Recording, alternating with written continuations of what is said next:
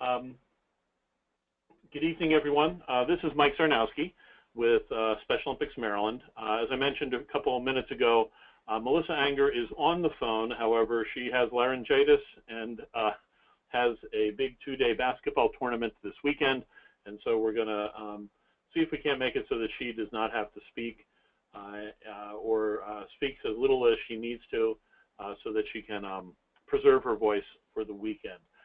Neil Coffey will be joining us. Let me just check. Neil, are you on the line yet? Well, we do expect him to be joining us momentarily. So Neil will chime in as we go through. Hopefully, everybody sees the top slide. Melissa, is that what you're seeing? The first slide? Yes, it's the cover page.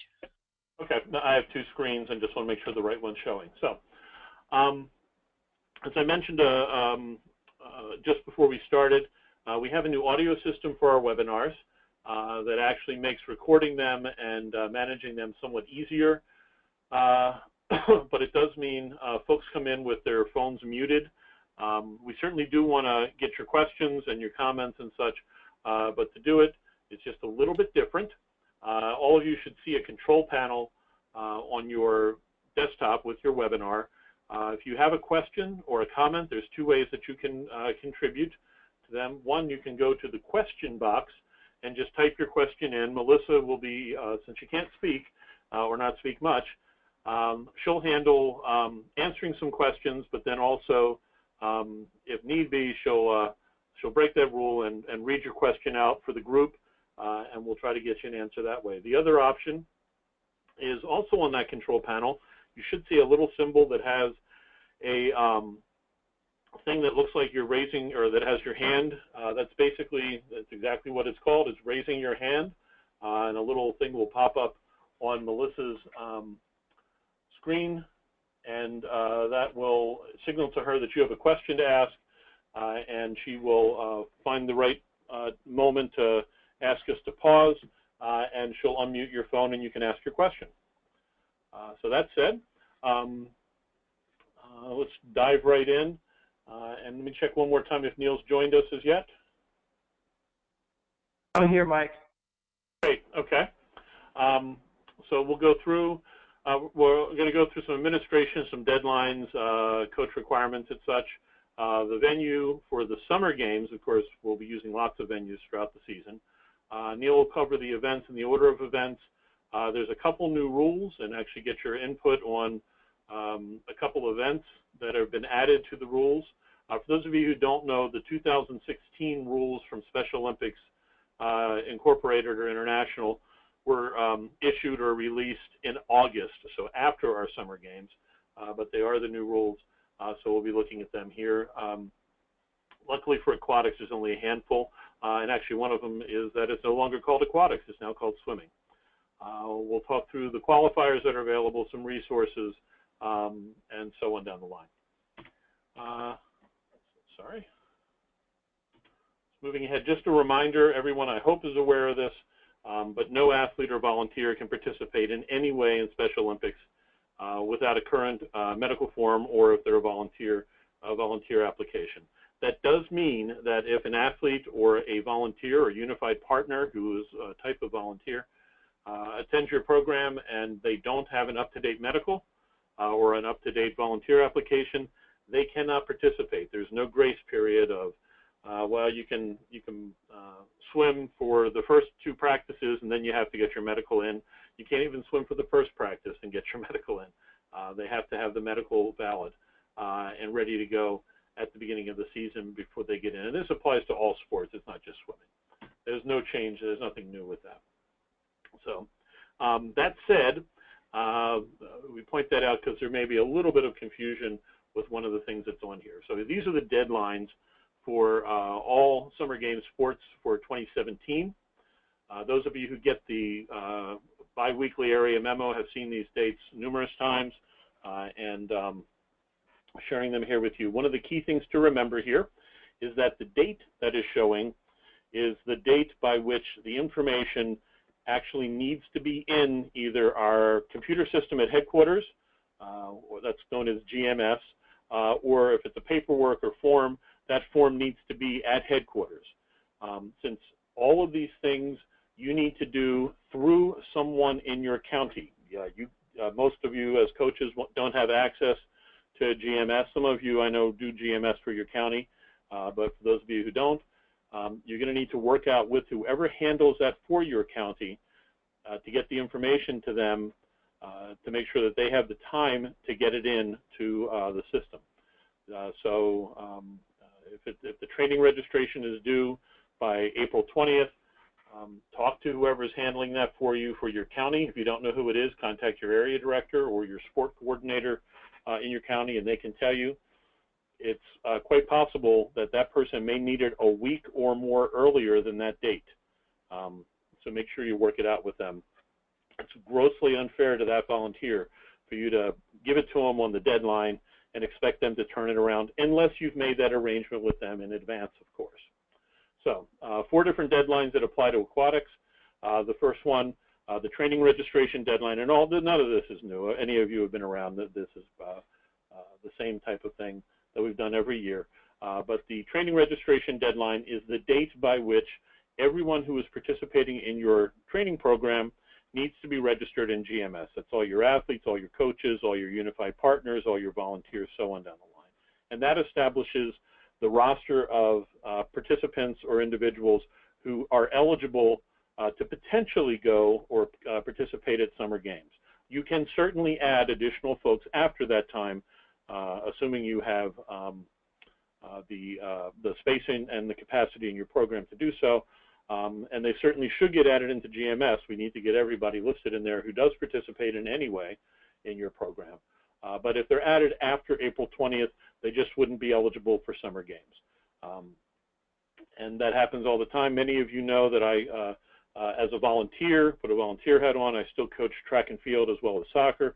We always have with either of those programs some folks who show up or join the program after that deadline, and we just tell them ahead of time or when they join that, hey, you're welcome to come. You can go to some of the competitions that we've got, so on down the line, but you just wouldn't be eligible to compete at summer games. And that's typically fine for most folks.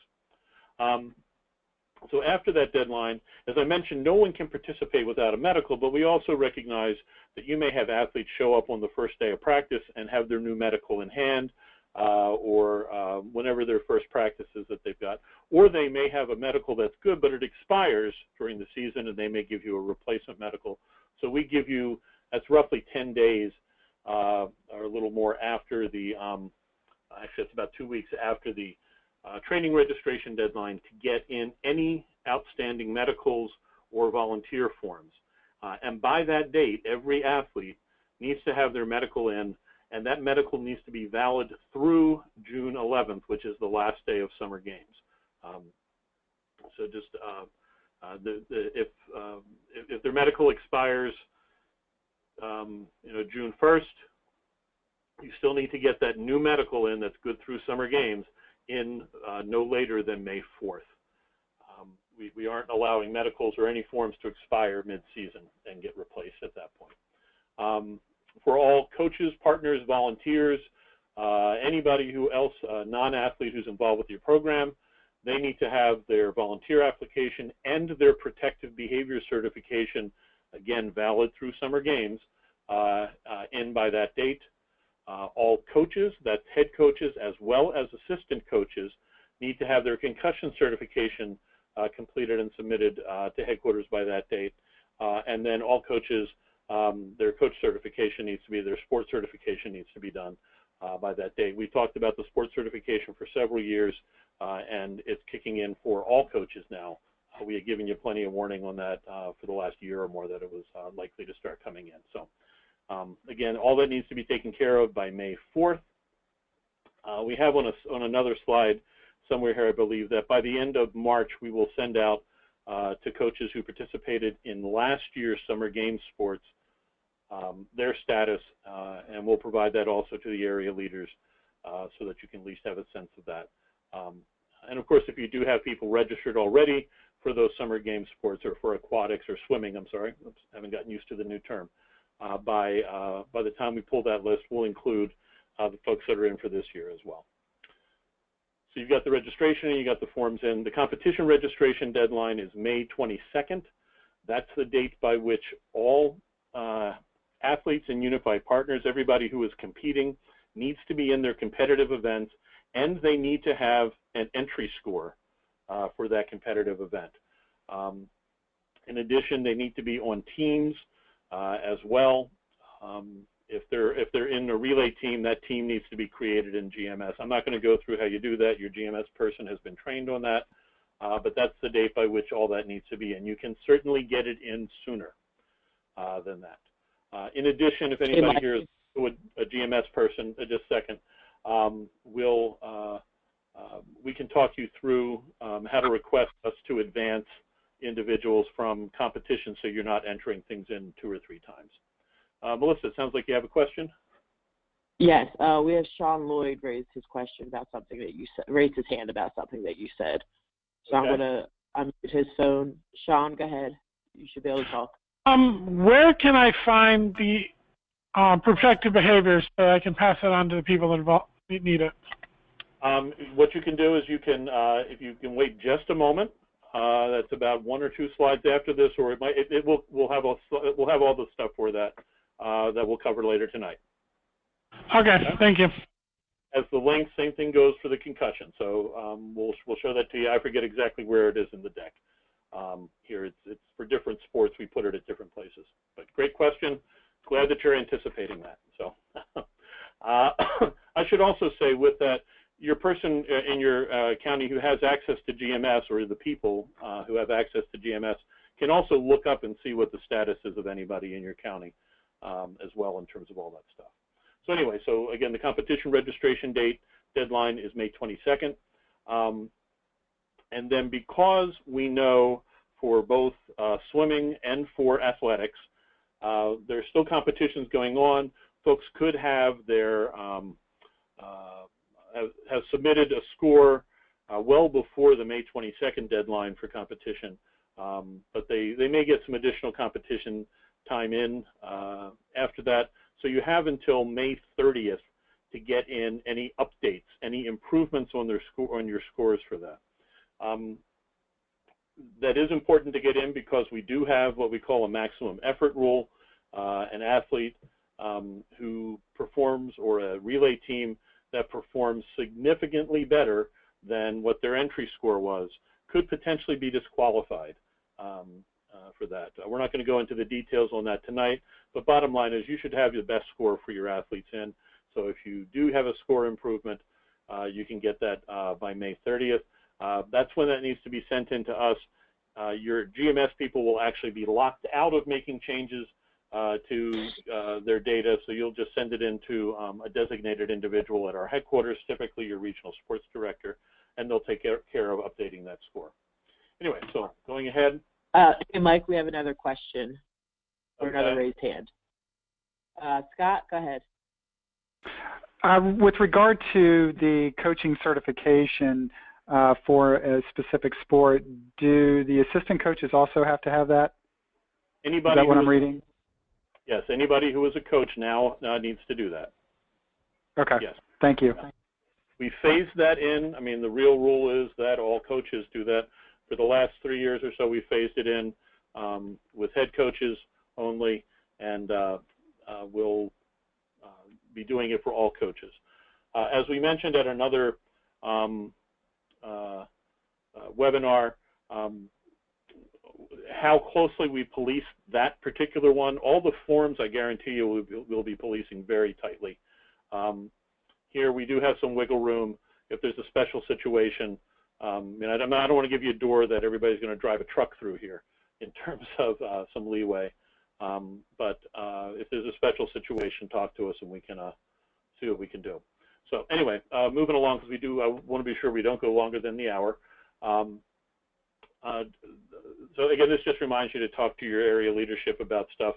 One thing to note, and we will not go through these in detail, but there are new medical forms and new volunteer applications that are in use. They were issued the middle or the summer, last summer.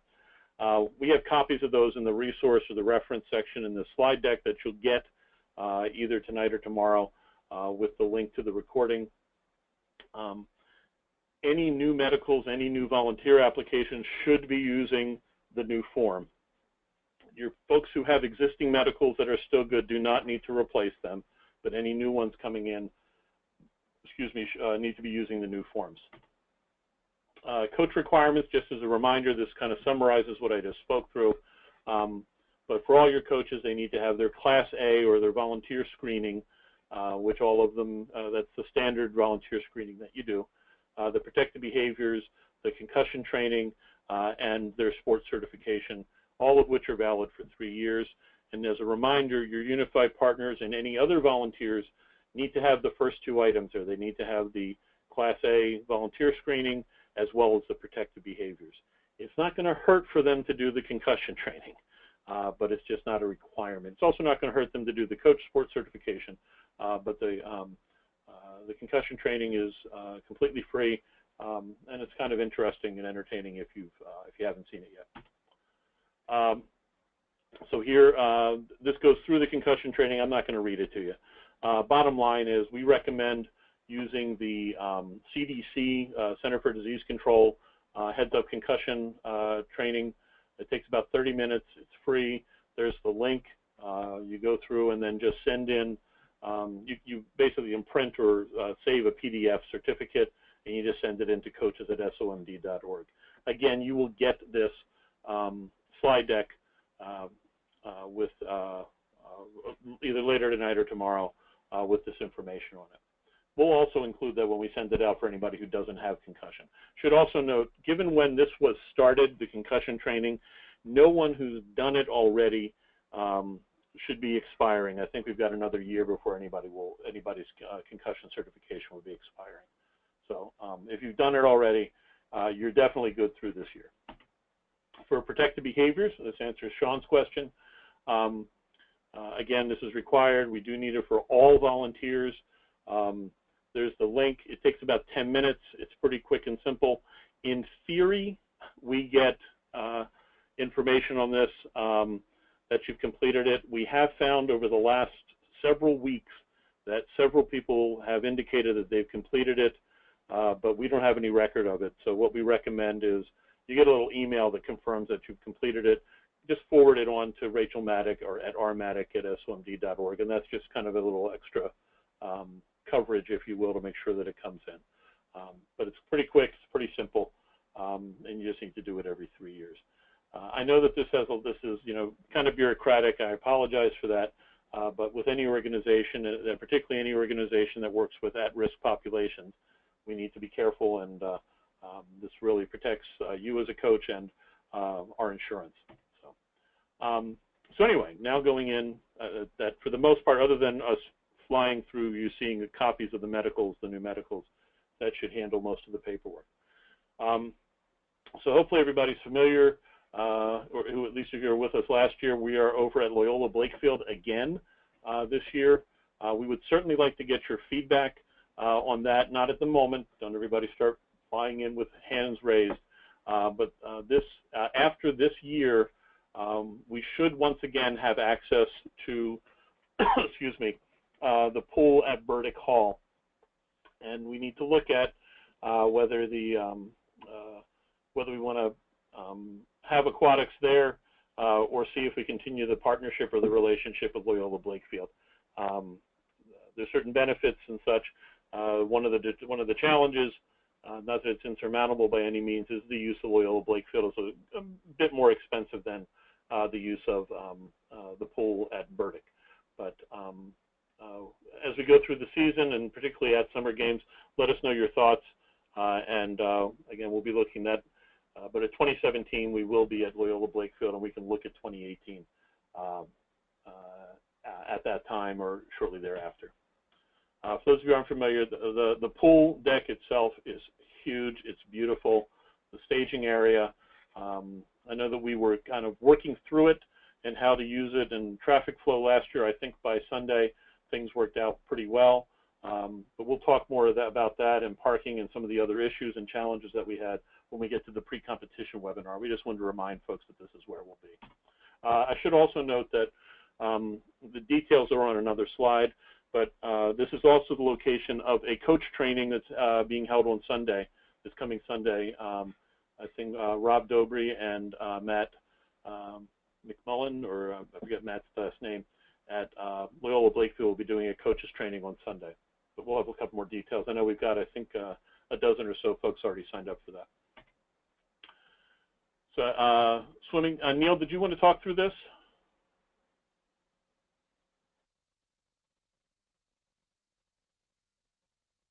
And Neil, you may be muted.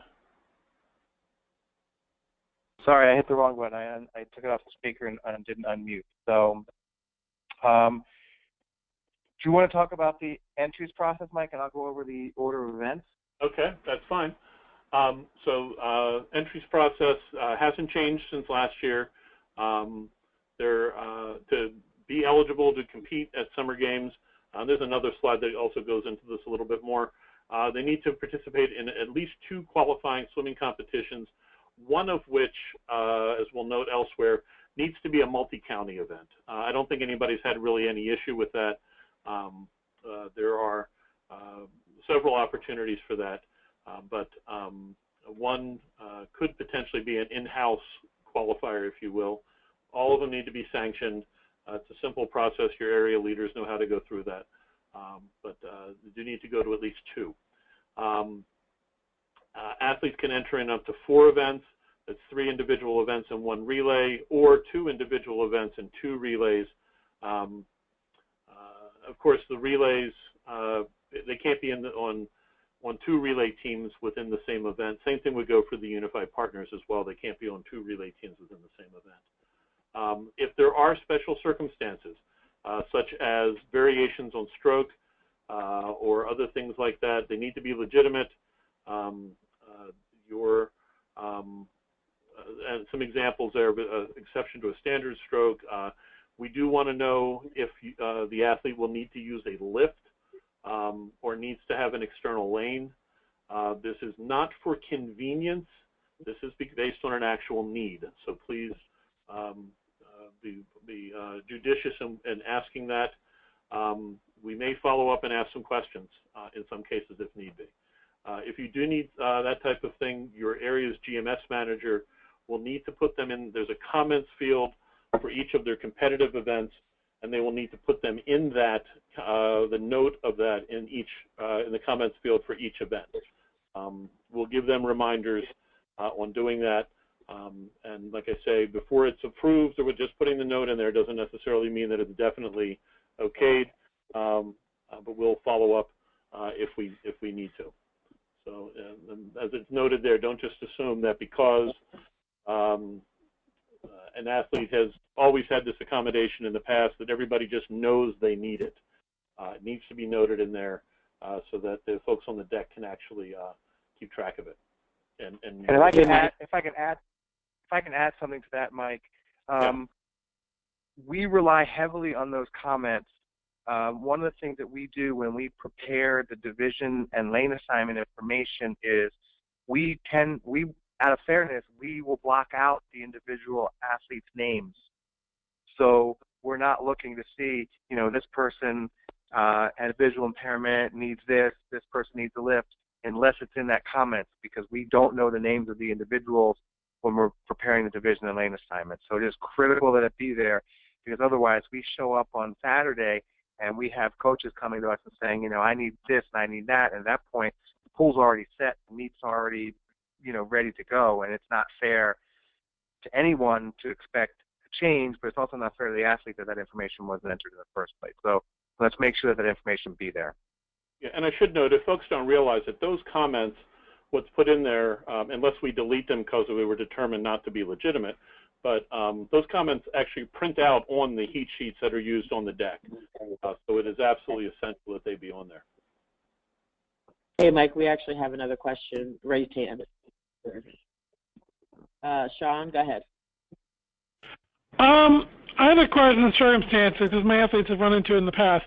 They have no need for an outside lane normally, but none of them really can get out of the pool without the ladder, which is a problem in the relays because they can't get out. And one at all, there's no way we can get her out without the ladder, using the ladder. And so if they're in the middle lane with the relay and she's not the end swimmer, there's no way we can get her out of the water while the other swimmers are finishing. I don't know how to handle that. Usually what happens there is, as part of the instructions and part of the practice is, just have the athlete move over in the lane to clear the wall for the other swimmers who are still coming in. Because that's not. And I'm fine with that. Just they've been told in the last couple of years that they're not allowed to get in the water for their next start, and they can't get in the water because the other swimmer's not out yet, and it really confuses my athletes.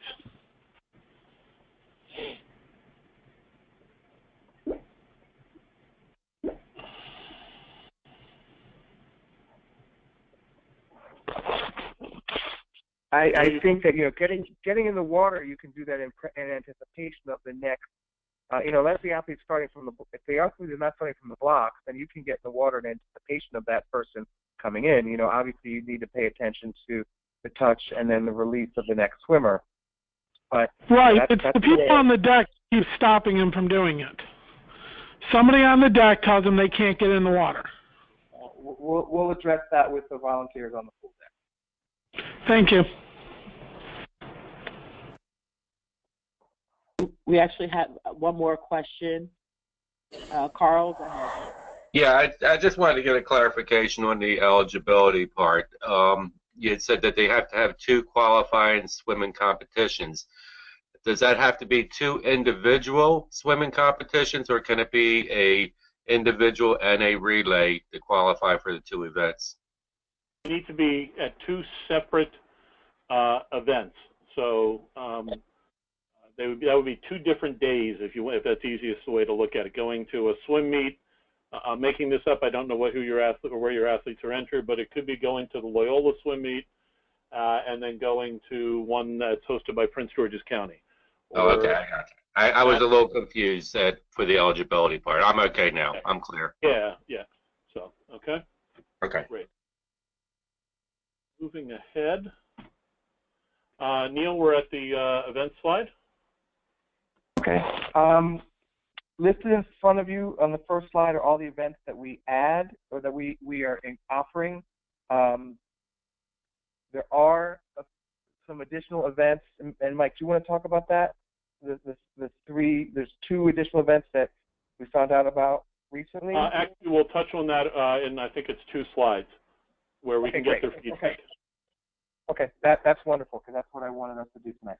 So you're looking at the first slide. We'll show you the swimming events, and then the next slide down will show you the order of events that we're offering, how we're putting these together. I will say this, by and large, we were pleased with the order that we had last year in 2016. So we made some slight modifications to it rather than completely reinventing it. So the highlight on those changes, we swapped out the 1500 free and the 800 free as the first event on Saturday and Sunday. We just found that Saturday tends to run a little bit long, so we started with the 800 free instead of the 1500 to, perhaps add a little time into the schedule. We moved the 4x200 free to go before the 400 free, just because we had some issues with perhaps athletes, having some conflict. And then we tried to space apart the 400 IM, the 200 free, and the 200 breast on Sunday, just because there could be, same athletes in each of those. We were trying to move those a little bit farther apart to give some rest and awards time. But, given the fewer events on Sunday, that was a little bit difficult to move them completely far apart. So that's the highlights of the major changes. For anybody who is a new coach or a newer coach, one of the reasons that Neil, again, tonight's event or tonight's webinar is not all about the summer games, and you should be looking at training your athletes, and picking the events based on what's best for them.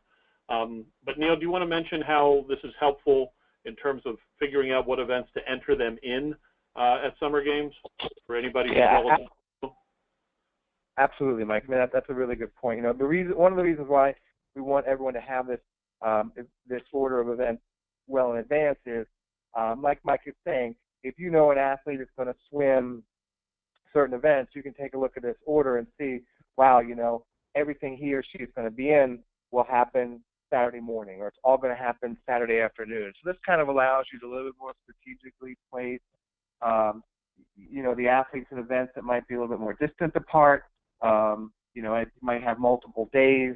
You know, some athletes, you know, it just allows you to plan a little bit better. It is really difficult for us to estimate how long one particular event will take. You know, that's going to be based upon the registration. So, you know, just because an event might be 3 or 4 items below something that preceded it doesn't mean it's going to be a large block of time. If those 3 or 4 events are, you know, a 50 butterfly, which we only have, you know, 15 people in, and we get through it in 5 minutes. So it's hard to predict, but at least it gives you a little bit of layout to determine if you do have those choices for your athletes. You know, you can work with your coaches to kind of put the registration into events that are spaced a little bit more distant apart. Hey guys, we actually have a couple hands raised. Okay. Leah, go ahead. Can you hear me? I don't know if there's something I have to do. Oh, hey Leah, we can hear you. Okay, sorry. Did you get rid of the 10-meter assisted? The 10-meter assisted, I believe, is now the 15 assisted. Right, that's one of the rule changes. One of the rule changes from... It will following slides. So what's the difference between the unassisted and the assisted?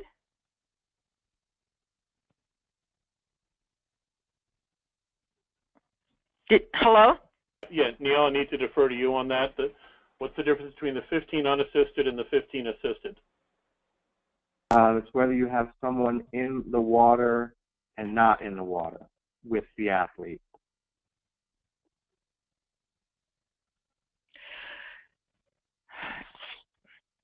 Okay. Thank you.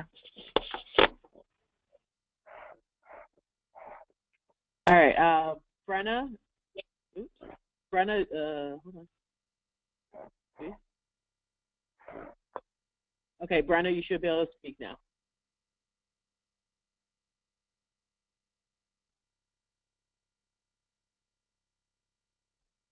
Maybe not. Okay. Sean, go ahead. Where can I find documentation and regulations on what exactly the athlete can use in a flotation race? They're in the swimming sports rules. They're okay. Never been able to find them. Okay. We can include a link. I think actually there is a link further on down in there. They're on the Olympics website. Yeah, if you haven't gone through, and then Neil, I know the international governing body is FINA. Is the U.S. Swimming the NGB? That's correct, Mike. So the Special Olympics rules are adaptations of the national governing body or NGB rules. So you should definitely have a copy of the U.S. Swimming rules you can get from the U.S. Swimming's website, and the Special Olympics rules you can get from the Special Olympics website. As well. Right, I have found all copies of the rules. What I haven't been able to find in them is specific regulations as to what devices are allowed as a flotation.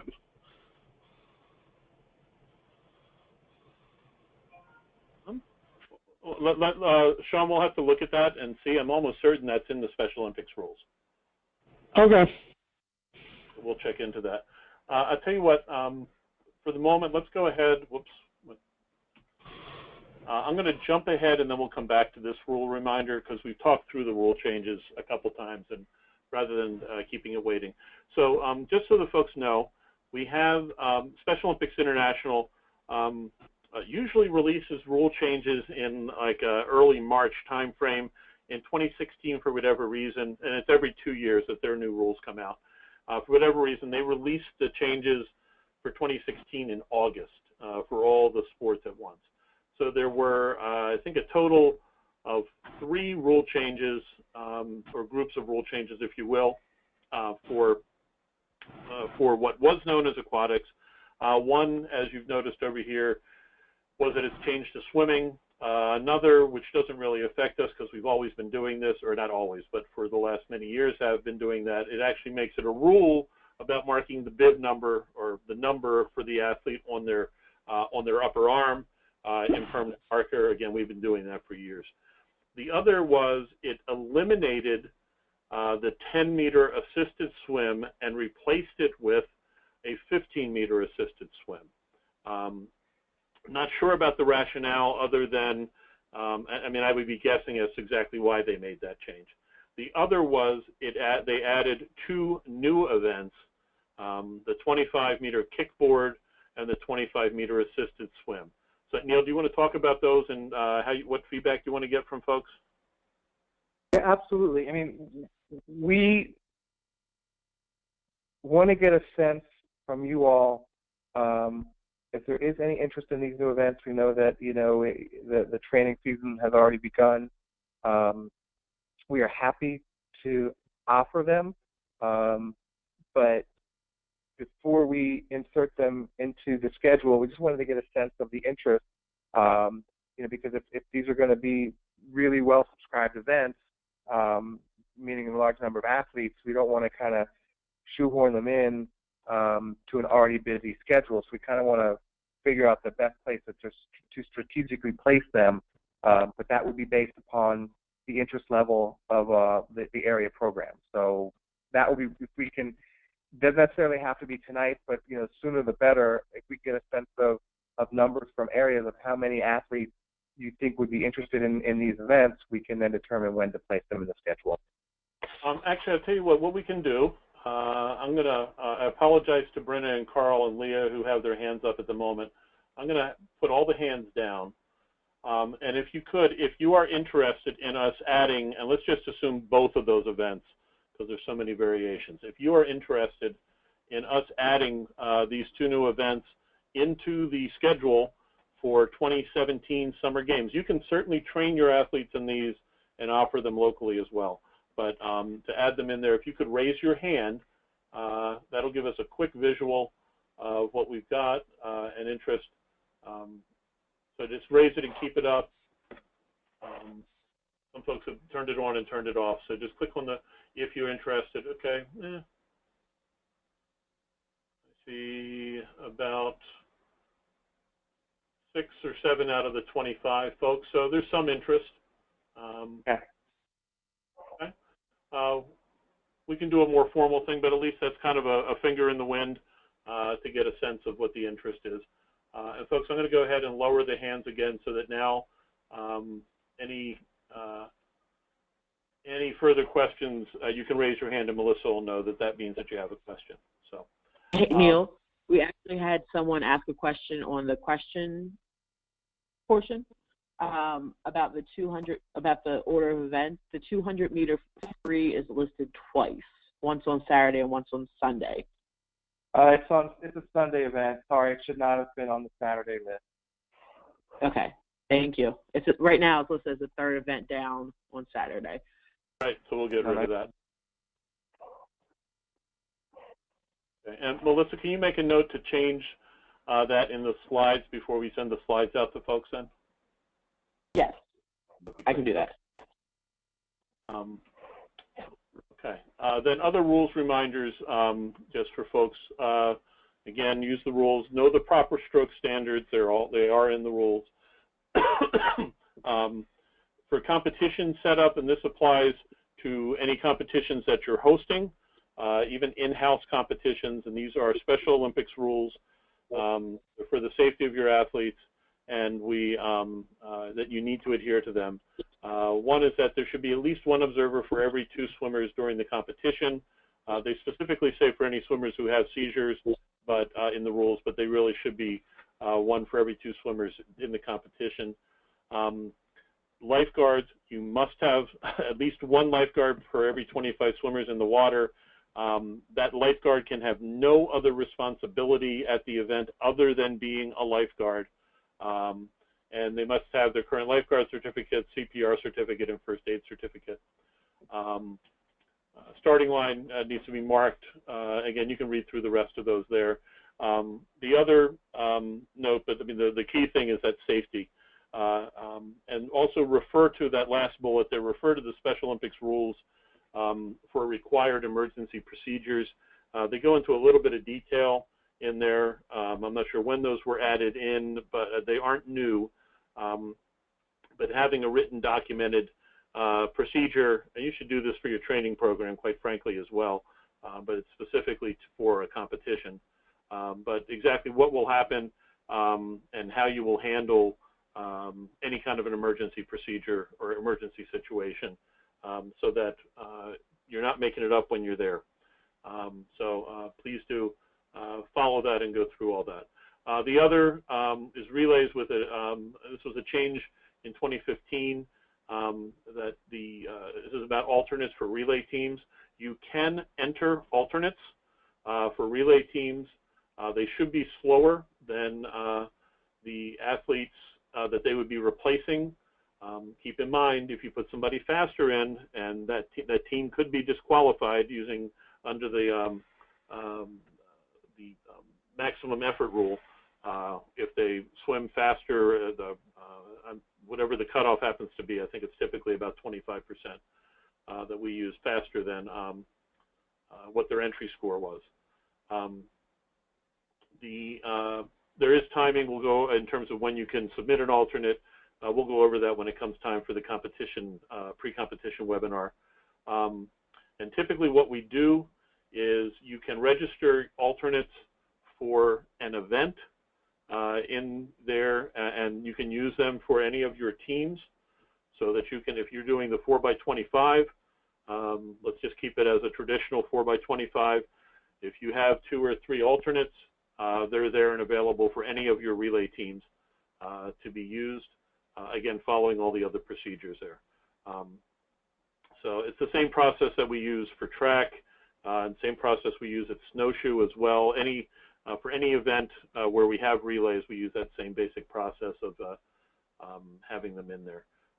Keep in mind also, as I mentioned earlier, that a relay team member can only be on one relay team in a given event. So they can't swim on 2 4x25 relay teams. They can only swim on one. The same would apply for any alternate unified partners. And unified relays, of course, if you need to replace a partner, you need to replace that person with a partner. It still needs to be 2 and 2. Okay. Hey, Mike, we have a few. Okay. Carl, go ahead. Yeah, my question goes back to the schedule. You got the Saturday date, you got the Sunday date, and then in between is a break. What is the break? Where's that time fit in? It's all Saturday. The break is like a lunch break on Saturday. So these Saturday's 2 columns. everything down underneath of the break is going to happen. Yeah, this is all. These 2 columns are all Saturday. So these will go through. I mean, the break is usually, you guys usually kick off around. Oh, okay. The 4x20 free is going to come underneath the 4x25 unified medley. Right. Yeah. Just pick up this column. Okay. We don't want to make the type 6-point and nobody can read it. Okay. Gotcha. Leah? What? You got a question, Leah? No. Oh, Hands okay. up. All right, you had your hand raised still. All right. Scott? Scott, did you have a question?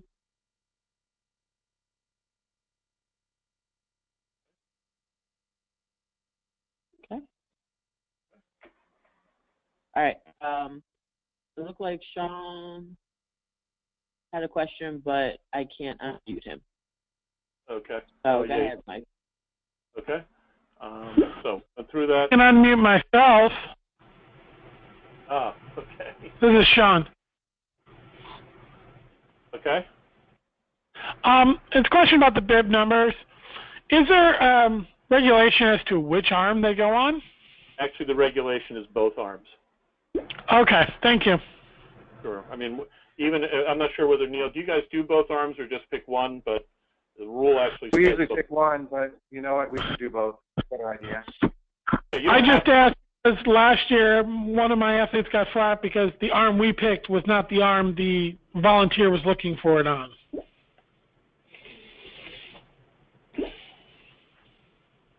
Okay, we can get. And that's why we'll do both arms. Yeah. Okay. Cool.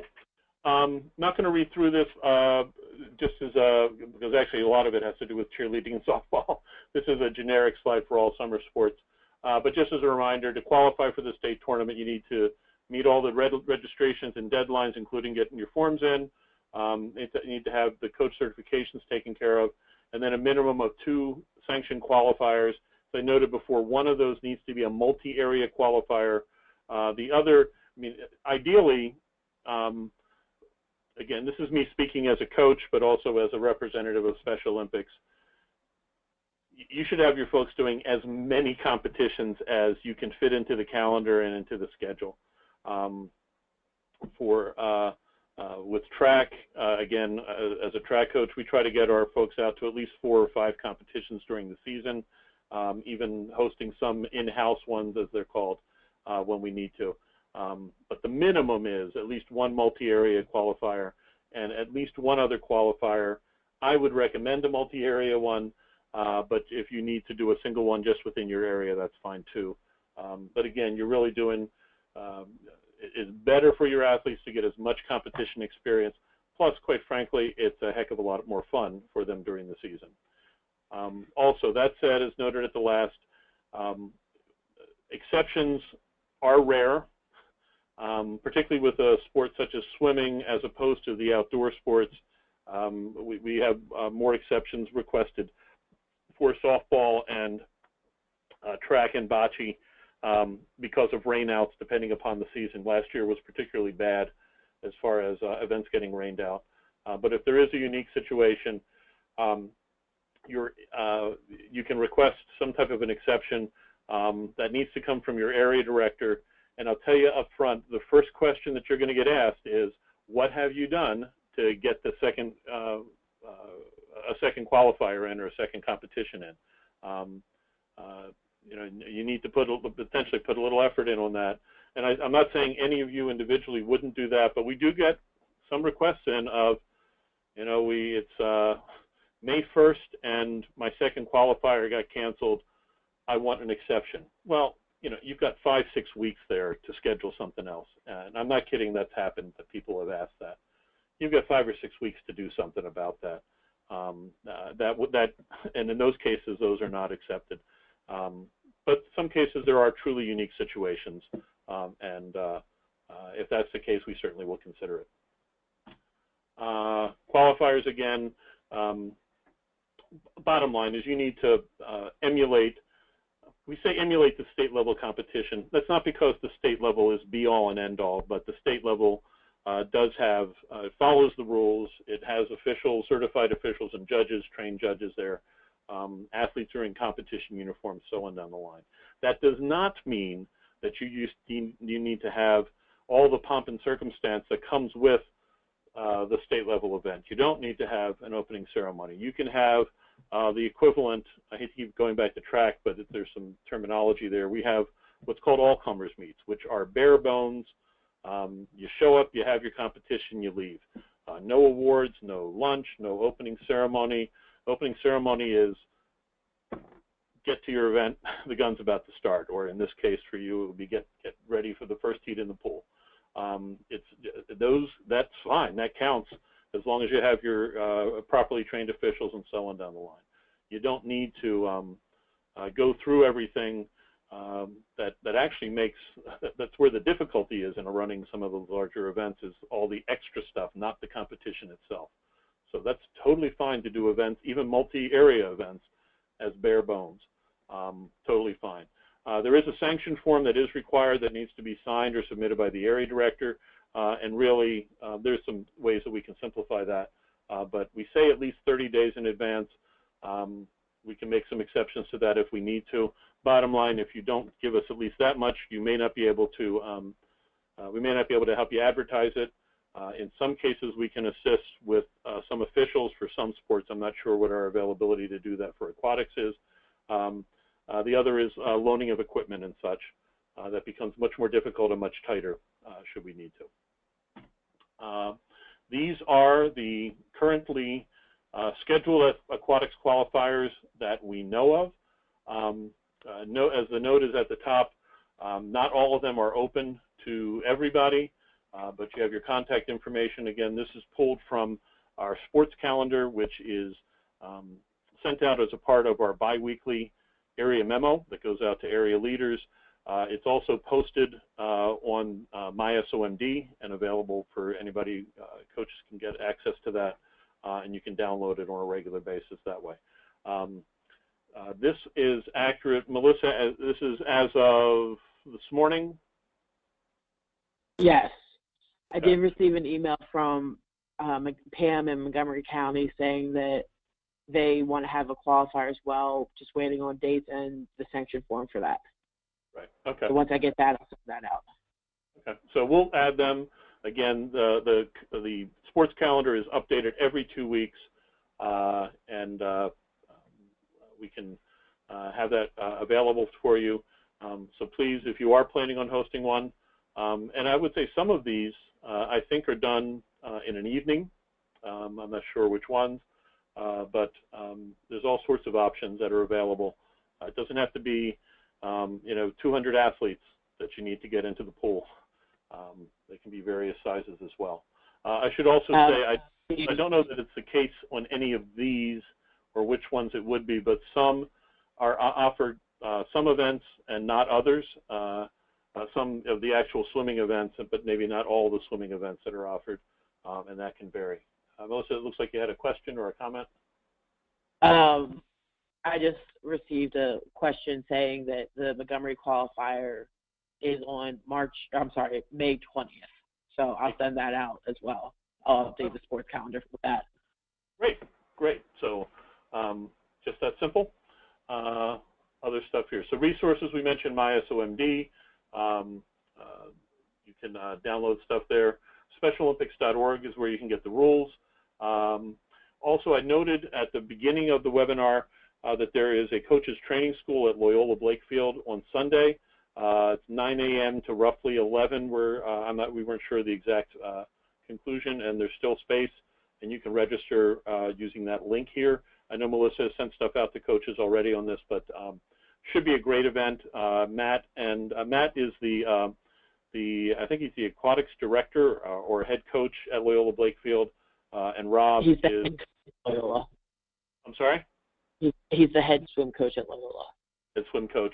And Rob has been our head official or technical delegate. I'm not sure which is his official title for, 8-10 years or more, right, Neil?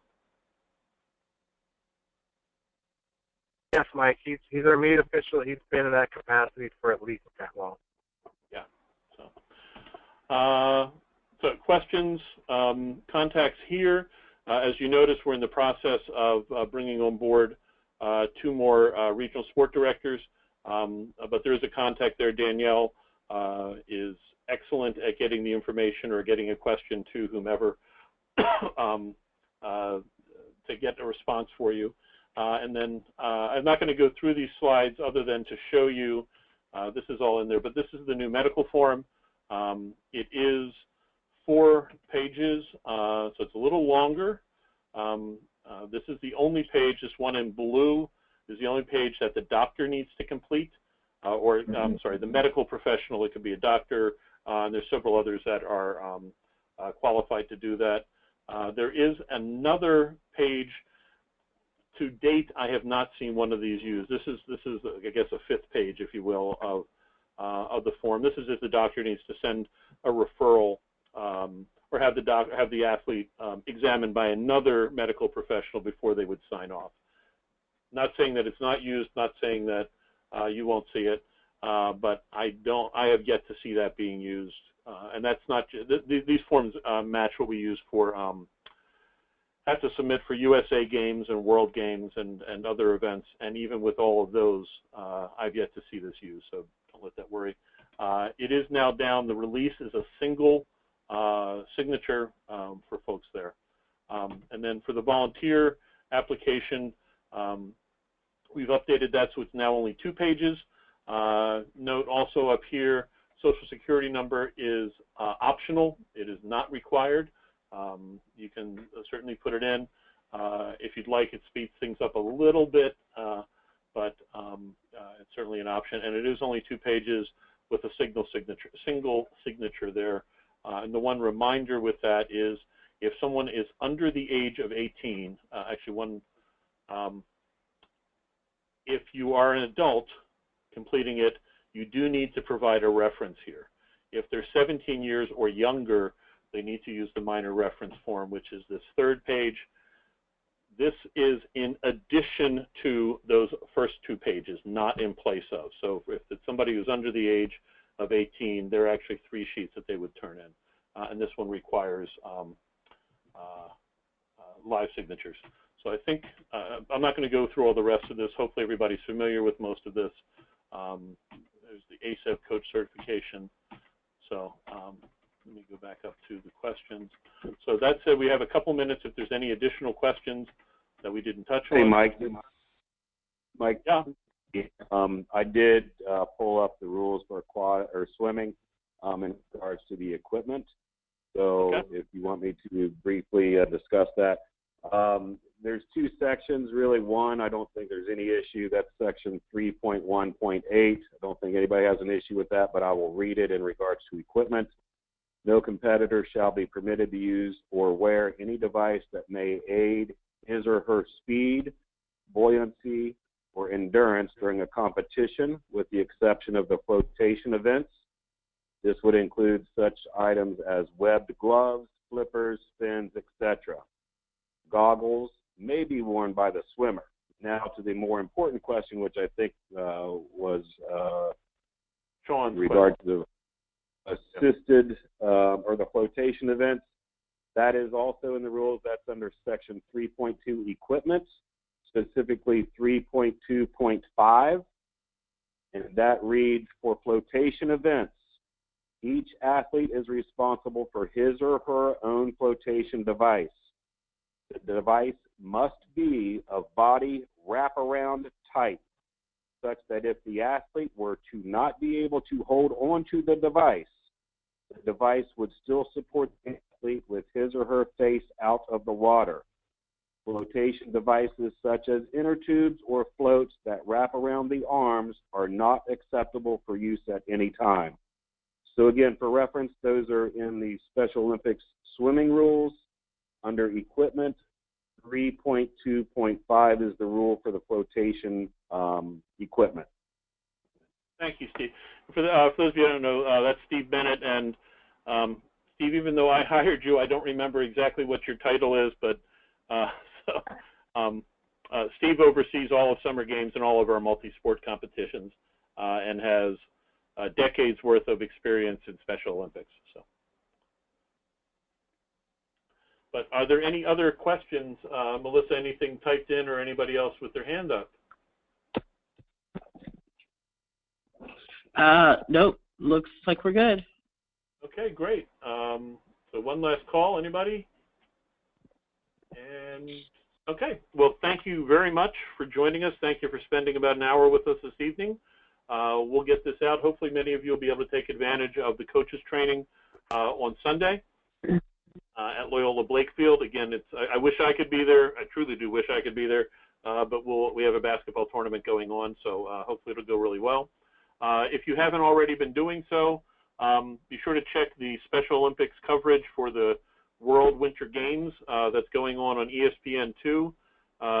Every night at 6, they've been doing coverage. They had the ABC special on Saturday. The athletes are coming back Saturday night, and there'll be a closing special on ABC on Sunday afternoon. But check your local listings. And thank you much. We look forward to seeing you throughout the season, and best of luck to all your swimmers. Neil or Melissa or Steve, any closing comments? Thank you all for your time. Good night, everybody. Thank you, everyone. Thanks.